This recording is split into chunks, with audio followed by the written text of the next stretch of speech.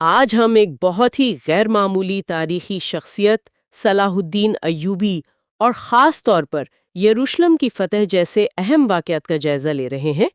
ہمارے پاس ایک تفصیلی ویڈیو تجزیہ ہے جو اس پوری کہانی کو کافی گہرائی سے بیان کرتا ہے۔ جی بالکل، اور کوشش یہی ہوگی کہ صلاح الدین کے شروع کے دنوں سے لے کر ایک عظیم رہنما بننے تک کے سفر کو سمجھیں، ان کی حکمت عملی اور وہ جو اس زمانے کا سیاسی منظر نامہ تھا جو کافی پیچیدہ تھا، اس پر بات کریں۔ ٹھیک ہے، تو پھر چلیں اس دلچسپ کہانی میں گہرائی تک اترتے ہیں۔ صلاح الدین، جن کا اصل نام یوسف بن ایوب تھا، وہ 1137 میں تکریت یعنی موجودہ عراق میں پیدا ہوئے۔ جی ان کے والد نجم الدین ایوب وہ زنگی فوج میں ایک اہم کمانڈر تھے، اور یہ بات بھی دلچسپ ہے کہ ان کی جو شروع کی تربیت تھی اس میں فوجی مشقیں تو تھیں ہی، ساتھ میں شاعری اور دینی علوم بھی شامل تھے۔ جی ہاں، اور یہ ماحول بہت اہم تھا، خاص طور پر ان کے چچا نور الدین زنگی جو شام کے طاقتور حکمران تھے، ان کا بہت گہرا اثر تھا۔ نور الدین کا تو خواب تھا کہ جو بکھرے ہوئے مسلمان ہیں انہیں صلیبیوں کے خلاف متحد کیا جائے، اور یہی سوچ پھر صلاح الدین کی شخصیت کا حصہ بنی۔ تو گویا ایک شخص جو عالم یا شاعر بھی بن سکتا تھا، وہ ایک عظیم فوجی رہنما بن گیا۔ کیا یہ جو ابتدائی تربیت تھی، اس کی کوئی جھلک بعد میں ان کی حکمت عملیوں میں نظر آتی ہے؟ یہ ایک دلچسپ نکتہ ہے۔ شاید ان کی جو سیاسی مہارت تھی نا، یا مخالفین سے معاملات کرنے کا طریقہ، اس میں یہ اثر نظر آتا ہو، لیکن ان کی قائدانہ صلاحیتوں کا جو اصل امتحان تھا وہ تو مصر میں شروع ہوا، جب وہ اپنے دوسرے چچا اسد الدین شیرکوہ کے ساتھ ایک فوجی مہم پر گئے۔ اچھا۔ بظاہر تو وہ مہم فاطمی وزیر شاور کی مدد کے لیے تھی، لیکن جلدی حالات بدل گئے۔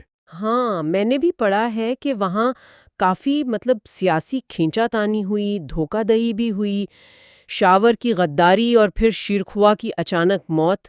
اس کے بعد 1169 میں نوجوان صلاح الدین کو مصر کا وزیر بنا دیا گیا۔ یہ تو بڑا ہی غیر متوقع تھا۔ بالکل، اور انہوں نے اس موقع کا بہت اچھا فائدہ اٹھایا، اپنی پوزیشن مضبوط کی بڑی ہوشیاری سے۔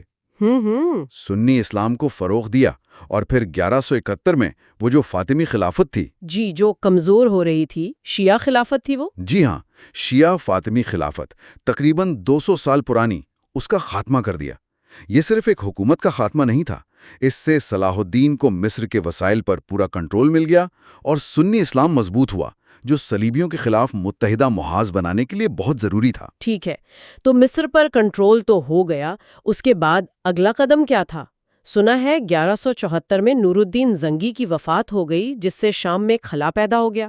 جی، صلاح الدین نے اسی خلا کو پر کیا، خود کو نور الدین کا وارث قرار دیا، اور پھر شام کو متحد کرنے کا مشکل کام شروع کیا۔ یہ آسان نہیں تھا۔ دمشق، حلب جیسے شہروں کو ساتھ ملانے کے لیے انہیں بات چیت بھی کرنی پڑی، اور کہیں کہیں وہ فوجی طاقت بھی استعمال کرنی پڑی۔ صحیح۔ یہ اتحاد صلیبیوں کے خلاف فیصلہ کن کارروائی کے لیے لازمی تھا۔ اور پھر وہ فیصلہ کن مرحلہ آیا، صلیبیوں سے براہ راست ٹکراؤ۔ 1187 میں جنگ حطین کا ذکر تو بہت اہم ہے۔ یقیناً، جنگ حطین تو ایک آپ کہہ لیں شاہکار تھی ان کی فوجی ذہانت کا۔ اچھا، کیسے؟ انہوں نے صلیبی فوج کو، وہ بھی شدید گرمی میں، ایسی جگہ گھیر لیا جہاں پانی کے ذخائر نہیں تھے، بالکل خشک پہاڑی علاقہ۔ نتیجہ ایک زبردست فتح تھی۔ صلیبی بادشاہ سمیت کئی بڑے رہنما گرفتار ہوئے۔ لیکن یہاں ایک اور اہم بات نوٹ کرنے والی ہے۔ صلاح الدین نے قیدیوں کے ساتھ اس دور کے حساب سے کافی بہتر سلوک کیا۔ اور حطین کے فوراً بعد ہی یروشلم کا رخ کیا، شہر کا محاصرہ ہوا۔ لیکن سنا ہے فتح بغیر خون خرابے کے ہوئی، یہ کیسے ممکن ہوا؟ جی، شہر کے جو محافظ تھے بالیان آف ابلین، ان کے ساتھ مذاکرات ہوئے۔ صلاح الدین نے شہریوں کو فدیہ دینے پر پرامن طور پر شہر چھوڑنے کی اجازت دے دی۔ کوئی قتل عام نہیں، گرجا گھروں کو بھی نقصان نہیں پہنچایا گیا۔ اچھا۔ یہ 1099 میں جب صلیبیوں نے قبضہ کیا تھا، اس وقت جو بربریت ہوئی تھی اس کے بالکل الٹ تھا، اور اس چیز نے صلاح الدین کی شہرت کو اور بھی بڑھا دیا۔ یہ صرف رحم دلی نہیں تھی، یہ ایک بہت دانشمند سیاسی قدم بھی تھا۔ یروشلم کے اس فتح نے تو یقیناً یورپ میں ہلچل مچا دی ہوگی۔ بالکل، اور اسی کے رد عمل میں پھر تیسری صلیبی جنگ شروع ہوئی، جس کی قیادت انگلستان کے بادشاہ رچرڈ شیردل جیسے لوگ کر رہے تھے۔ اوہ، رچرڈ دی لائن ہارٹ۔ جی، اکرے کا محاصرہ ہوا، بہت لمبا چلا، بہت خون ریز بھی تھا۔ آخر میں شہر صلیبیوں نے جیت لیا، لیکن اس فتح کے بعد رچرڈ نے تقریباً 2700 مسلمان قیدیوں کو قتل کروا دیا، جو جنگ کی صفاقی کو ظاہر کرتا ہے۔ اس کے بعد آرسوف کی جنگ کا بھی ذکر آتا ہے، جہاں صلاح الدین کو پیچھے ہٹنا پڑا تھا۔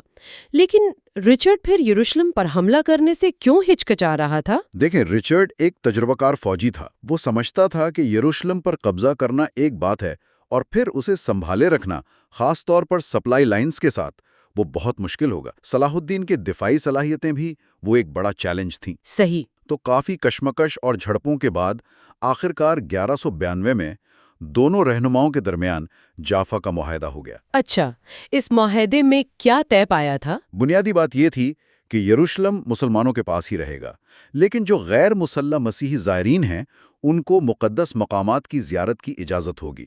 ساحلی پٹی کا کچھ حصہ صلیبیوں کے کنٹرول میں رہا، ایک طرح کا عملی سمجھوتا تھا جس نے جنگ ختم کی۔ اور اس معاہدے کے کچھ ہی عرصے بعد 1193 میں صلاح الدین کا انتقال ہو گیا۔ مصر و شام کو متحد کرنا، یروشلم واپس لینا اور پھر رچرڈ جیسے طاقتور حریف سے ایک معاہدہ کرنا، یہ واقعی ایک غیر معمولی زندگی تھی۔ بلا شبہ ان کی میراث بہت کئی پہلو رکھتی ہے۔ وہ ایک شاندار فوجی کمانڈر تھے، ایک بہت سمجھدار سیاستدان اور ایک کرشماتی رہنما تھے۔ انہوں نے مسلم دنیا کے ایک بڑے حصے کو ایک مشترکہ مقصد کے لیے اکٹھا کیا۔ ان کا نام آج بھی وہ بہت احترام سے لیا جاتا ہے۔ یہ بات واقعی سوچنے والی ہے کہ صلاح الدین کی جو اتنی حیرت انگیز کامیابیاں تھیں، ان کے پیچھے اصل وجہ کیا تھی؟ کیا ان کی ذاتی فوجی مہارت زیادہ اہم تھی، یا ان کی سیاسی چالاکی، یا پھر مختلف مسلم گروہوں کو ایک جھنڈے تلے جمع کرنے کی ان کی وہ غیر معمولی صلاحیت؟ شاید میرا خیال ہے ان سب چیزوں کا ایک امتزاج ہی تھا جو ان کی عظمت کا راز تھا۔ یہ ایک ایسا سوال ہے جو مزید سوچ بچار کی دعوت دیتا ہے۔